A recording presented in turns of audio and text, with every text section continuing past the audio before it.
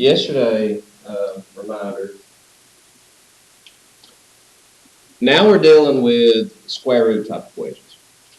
And here's your rule for square roots. You're going to have two different types of square root equations. If you have a single square root, anytime you have just one square root, isolate it. A single root, isolate it. Multiple roots, separate them.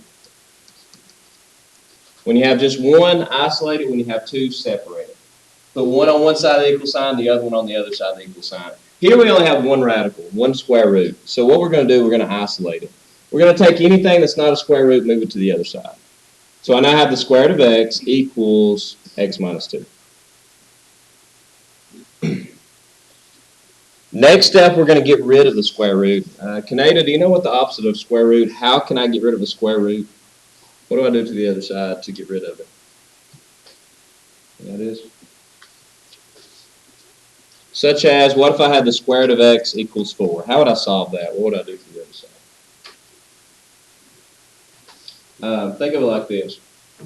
When you're dealing with regular equations, you've got minus 3 on the left side. You want to move it to the right side to do plus 3. If you have times 2 on the left, you divide 2 on the right.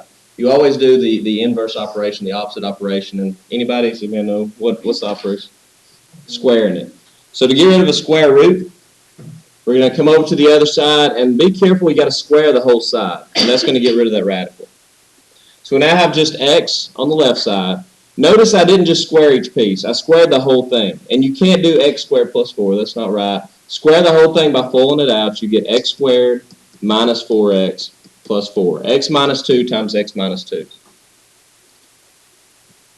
Since what you have now is quadratic, take this x, move it over here with these x's, and I now have x squared minus 5x plus 4, and that's equal to 0. I'm going to put the 0 at the end.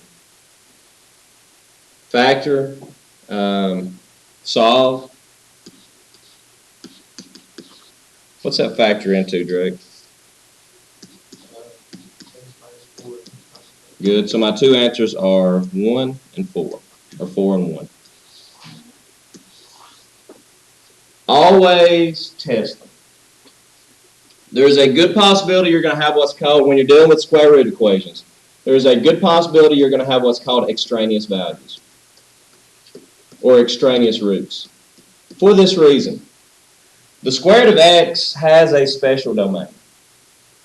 You can only find the square root of positive numbers, right? So really test these things. Plug in 1. Square root of 1 is what? 1 plus 2. So plug in 1, I get the square root of 1 plus 2 is equal to 1. Right? Is that right? That's not. That's an extraneous value. Plug in the second one, you get the square root of 4 plus 2 is equal to 4. Does that one check out? Sure. But always check, especially when you're dealing with square root equations, always check for what's called extraneous roots or extraneous values. Again, if you have one radical, isolate. If you have two radicals, separate them. You've got one on the left side, one on the right side is what you're aiming for. The easiest way to do it here, minus root x, move that over here. Separate the two. So now I have the square root of 2x plus 1 equals 1 plus the square root of x. Now these problems take a little while. Next step, Parker, I need to get rid of this radical. How do I get rid of a square root? You square it. Mark it out, come to the other side, square it. I'm left with 2x plus 1. And if you need to come up here and write this out, I've got to multiply out 1 plus root x times 1 plus root x. We've got 1 times 1, which is 1. 1 times root x, which is root x, and root x times 1, which is also root x, which will give you 2 root x. And anybody, what's root x times root x? X. You see what that just did? You went from having two radicals to one radical. If you have two radicals, separate them. If you have one radical, isolate them. And that's what we're going to do next. We're going to take anything that's not a root x, we're moving to the left side. So we're moving our 1. That actually is just going to cancel out. We're moving our x by doing minus x. I now have x equals 2 root x. The 2 that's in front, this is your option. The 2 that's in front, if you want to go ahead and move it 2, that's completely up to you. I don't. Because what I've got to do now, to get rid of a square root, I'm going to square. I'm going to square both sides. Come over here, square this side, you now have x squared. Squaring this side, if you leave the 2, you got to be cautious. Squaring this side, yeah, it's going to get rid of the radical, but you've also got to square this piece. And from old stuff, since I don't have plus and minus signs and all that, I can just square each of them. Squaring 2, I get 4. Squaring the square root of x, I get x. I squared both sides is what I did there. Since it's quadratic, let's move everything to one side. I now have x squared minus 4x is 0. Factor, I now have x times x minus 4 is 0. So my two solutions are 0 or 4. And again, we always check for extraneous solutions. We always check for those extra values that might appear to be an answer, but because of domain values, domain restriction, all this, we might have some extras in there. So 0 and 4. Let's go back to our original. Somebody's still writing that down. Okay, plugging in 0, I get the square root of 1, which is 1, minus the square root of 0, which is 0, equals 1. We're fine there. Check. Donut. Plugging in 4, I get the square root of 9, which is 3, minus the square root of 4, which is 2, equals 1. Check there also. You have two solutions. Okay. Here's your other reminder.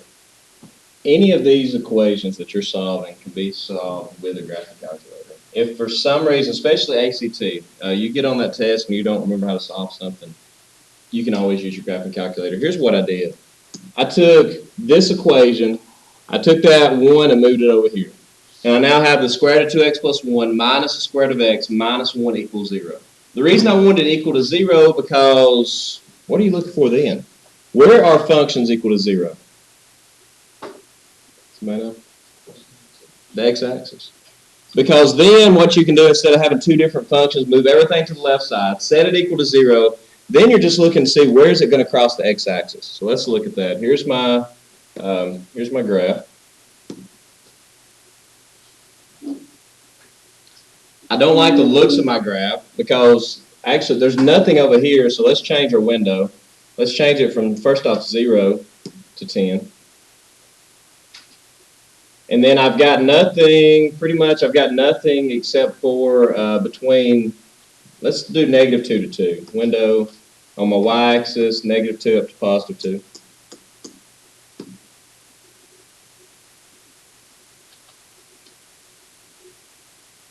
And you see some answers there. Our two answers were 0 and 4. And you can see there, that's the exact same thing I get here. It's touching here at 0, it's touching at 4. If you can't remember how to find that, or you can't tell where it's at, you can go to second calc. I'm looking for my zeros. I know that it crosses somewhere between 1 and 5. So 1's my left, 5's my right. You don't have to guess. Yeah, 4. Crosses at 4. So by using that, it's gonna allow you to find your zeros without actually having to go through the process of solving. Equations with rational exponents. Remind me, x squared equals 4. How do you get rid of a square? Go back to the first chapter we did, the square root of x. How can you write that as a rational exponent? That's x to what power? 1/2. So think about that. To get rid of a second power, you're actually moving it to the other side and doing the 1/2 power, correct? To get rid of a third power, you're technically going to the other side and doing a cube root or a 1/3 power. To get rid of a square root of x, that's what I was asking Kaneda a while ago. To get rid of a square root of x, let's say the square root of x is 4, I go to the other side and I raise it to the what power? The second. So to get rid of a 1/2 power, I raise it to the second power. Rational exponents, to get rid of rational exponents, you go to the other side and you flip it and raise it to that power. Now you got to be cautious, because if you're raising something to a radical, if you're raising something and the bottom is an even power, don't forget to put your plus and minus. Right? Because to get rid of a square, we're going to do the second root. If you do a second root, a fourth root, a sixth root, and an eighth root, you're going to have two answers there. You could have a positive or you could have a negative, because when you're raising something to an even power to give you a number, that something could be a positive something, that something could be a negative something. So again, if you're getting rid or if you're taking an even root, make sure you put your plus and minus out front, such as with this first problem. To get rid of the 4/3 power, we're going to go to the other side and we're going to do the 3/4 power. It's going to get rid of it. Just do the reciprocal power of the other side. So therefore, x is going to be, and again, since I'm doing a fourth root, don't forget to put plus or minus. So x is going to be plus and minus. The fourth root, reminder of how to write this, whatever number's on bottom is your radical. Whatever number's on top is what you're raising it to. So this would be the fourth root of 625 to the third power. Always do the radical first. It's just easier that way. Does anybody know the fourth root of 625? It is 5. Good job. So plus and minus 5 to the third power, which would be plus and minus 125. You can check that. You can take 125 or negative 125, raise it to the 4/3 power, you're going to get 625. And again, hopefully you see why positive or negative works there. Because the top number is the power that you're going to raise it to. If you raise this to a positive 4 power, it's positive then. If you take the third root, it's still positive. So don't forget your plus and minus on this. Next one, same thing. To get rid of a negative 5/2 power, you're going to go to the other side, raise it to the negative 2/5 power. So you now have y minus 2 equals 32 to the negative 2/5 power. Since the bottom is an odd number, you don't have to worry about the plus and minus. Mary, how do I make a negative exponent positive? Good. So let's bring this to the bottom. I don't want to work with negative exponents, so that's going to be 1 over 32 to the 2/5 power. So that'd be, let's evaluate that. And by the way, you can plug that straight into your calculator. Hopefully you all know how to do it, but you can type that straight in as 32 caret. Make sure you put that in parentheses. 32 to the 2/5 power. But what you're doing, you're taking the 5th root of 32. Does anybody know the 5th root of 32? What multiplies by itself 5 times to give you 32? It is 2. And then raise that to the second power, you get 4. 32 to the 2/5 power is 4. Move your 2 over, you get y equals 2 1/4. Next up, we're solving equations of a quadratic type. This is not a quadratic equation. Does everybody understand that? Quadratic equations are x to the second power, x to the first power, and a constant. That's your basic form of a quadratic equation. This is not a quadratic equation. But it kind of looks like one. What I'm about to show you works for any equation to where your leading power is always double the middle power, and then you always have a constant. If your leading power is double the middle term, or the middle power, you can do this. Solve it like a quadratic. You can factor this just like a quadratic equation. 2 sets of parentheses. Are we going to have x and x? X squared and x squared. It's going to factor the same way. And hopefully that right there alone shows you why this middle term has to be half of that. Because if you remember the shortcut for pulling these things out, okay, that's x to the 4th when you multiply these two. But when you do the outside and inside terms and add those together, it has to be x squared stuff. So that's the reason why. Adds to give you negative 14, multiplies to give you 45 is negative what? negative 9, and negative 5. You can factor this again. X squared minus 9 factors difference of squares into x and x. Somebody please finish. Plus 3 minus 3, good. So plus 3 and x minus 3. X squared minus 5. That's not your ideal perfect difference of squares, but could you factor it using difference of squares? X plus what? Be careful, square. Huh? Not 2.5 because that's half of it. X plus. What multiplies give you 5? How about the square root of 5? Square root of 5 times square root of 5? 5. So if you wanted to factor x squared minus 5, you could factor that into x plus the square root of 5 and x minus square root of 5. You don't have to. I'm just going to leave it. Set each of them equal to 0. Your 3 answers are negative 3, or excuse me, 4 answers. Negative 3, positive 3, and then we got to set that equal to 0 and solve it. X squared minus 5 equals 0. Move the 5 over. X is equal to plus and minus the square root of 5. And you see, if we factored it the other way, we'd have got the same thing. X plus the square root of 5, x minus the square root of 5. There's your 4 answers. This looks ugly. This looks ugly. This is quadratic in nature. But here's the thing. If you actually squared this out, you'd get x to the 4th stuff. It's not a quadratic equation. But do you notice something? You got stuff squared minus 18 times stuff plus 72 equals 0. Do you see the quadratic form there? Here, I'm fixing to teach you something that you're going to use a good bit of in calculus. It's called U substitutions. I'm going to come over to the side, and I'm going to say, let that ugly stuff in parentheses, x squared minus x, let u equal that stuff. So what I'm going to do is, anytime, and this works when you have the repeat, it's the same thing here and here. I'm going to take out x squared minus x, and I'm going to put u in its place. So now I have u squared minus 18u plus 72 equals 0. We can solve those all day. Keep this in mind. Factor that. Josh, what adds to give me negative 18 multiplies to give me positive 72. It's not one of your common ones because 9 and 8 doesn't work. It's close.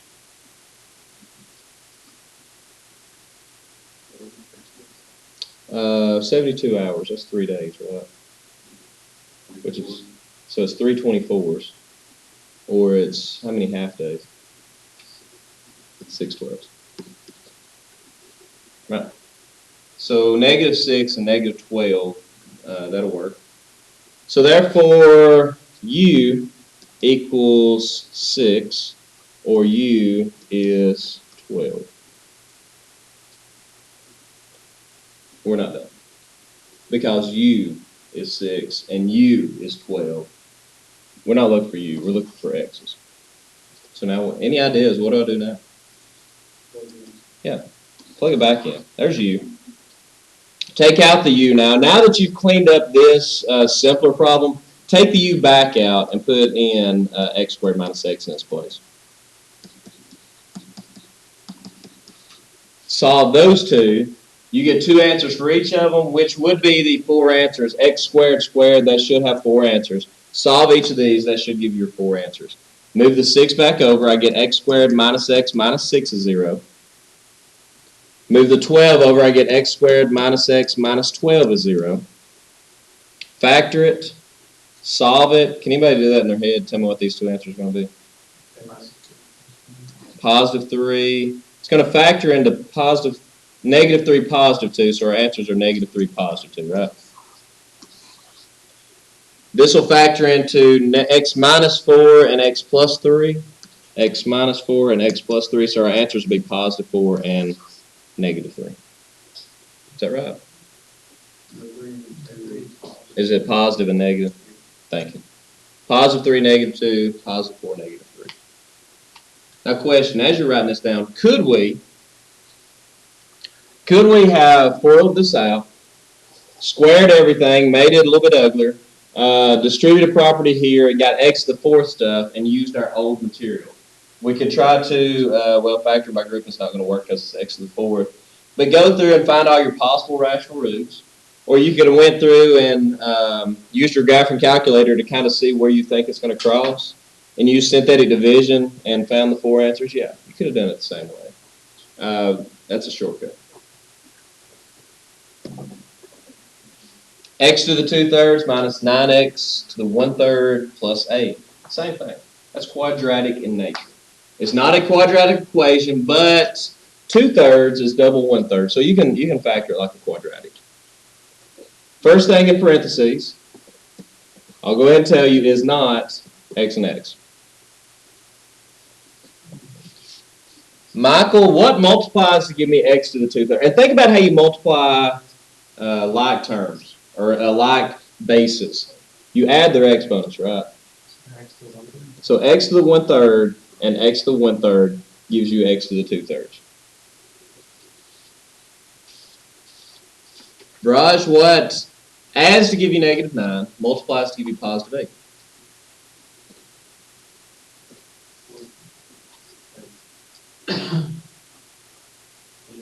Eight and 1. We split them. X to the 1/3 minus 8 is 0. X to the 1/3 minus 1 is 0.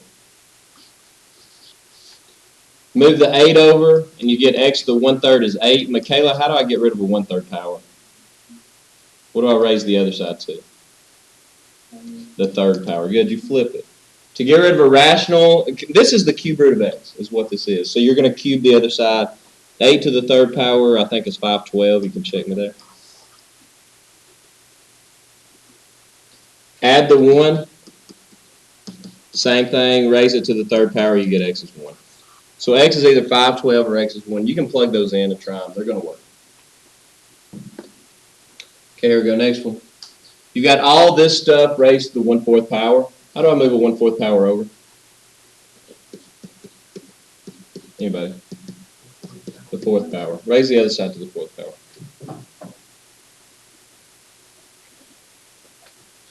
Since it's not linear, honestly, linear is the only time you put the x's on one side, put everything else on the other side. If it's not linear, you're moving everything to the same side. So I've got x to the 4th. I'm moving 11x squared over there. Now this will equal 0. I'm moving minus 18 over there. It's not quadratic. I've said this a few times. It's not quadratic, but it's quadratic in nature. You can solve it like a quadratic. X to the 4th, x to the 2nd, x to the 0. So we factor it. Gives me x squared and x squared. -9 and -2. Add to give you -11, multiply to give you 18. And honestly, you can stop here and set them both equal to 0. You could try to factor it again. This will factor again, but to me, it's just as easy. Set that equal to 0, move the 9 over and take the square root. Set it equal to 0, move the 9 over, you get x squared is 9, square root gives you positive and -3. Set this equal to 0, move the 2 over, take the square root, you get plus and minus the square root of 2. Okay, last type of equation is absolute value.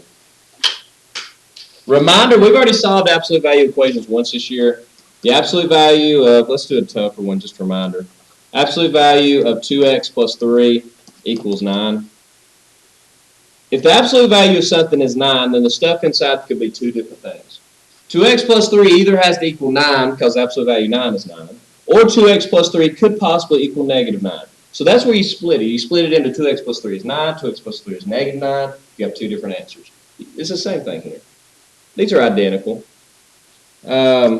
You have stuff equals 8. The absolute value of stuff equals 8. So that stuff inside there has two different options. It could either equal 8, or it has to equal -8. Split it into two separate equations. Solve each and you're done. I'm going to go through the solving part fairly quickly. It's two different quadratics.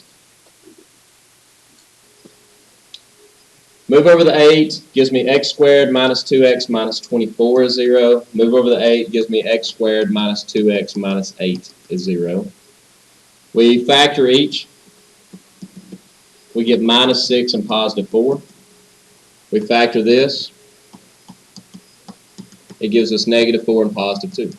So my four answers are 6, -4, +4, and -2. One last note on this. If you plug these 4 in, they're going to work. I should be stressing, with absolute value, you got to be a little cautious too. Here, I promise, all 4 of these are going to work. But anytime you have an X outside of those absolute value bars, I would plug that in. Just because sometimes in the whole mix of all this, sometimes if I plug a negative in out here, this stuff will be negative. So we're kind of restricted. There, we're kind of restricted on our domain because X can't be negative there. That makes sense. Why? There would be a domain restriction in that problem. X can't be negative because the absolute value cannot equal a negative number. So if that X is outside the absolute value bars there, I would plug them in just to make sure they all work. Such as here. If x squared minus 6 equals 5x, you set it equal to each. X squared minus 6 equals 5x, and x squared minus 6 equals negative 5x. Move the 5x over, gives you x squared minus 5x minus 6 is 0. X squared plus 5x minus 6 equals 0. Factor each. Seth, factor this first one for me. 6. Good. And Michaela, factor the second one for me.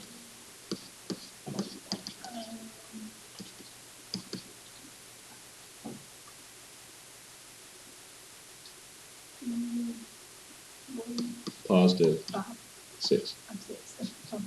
It's the same thing, right? The opposite. Y'all see that? So my 4 answers: 6, -1, 1, -6. Look at your problem. The absolute value can never be negative. If you plug in -1 right here, it doesn't matter what you get in here, but it's going to equal -5. That one's not going to work.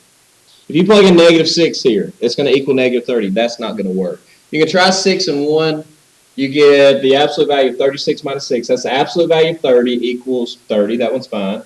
Plug in 1. You get 1 squared is 1 minus 6 is -5. The absolute value of -5 equals 5 times 1, 5. That one works as well.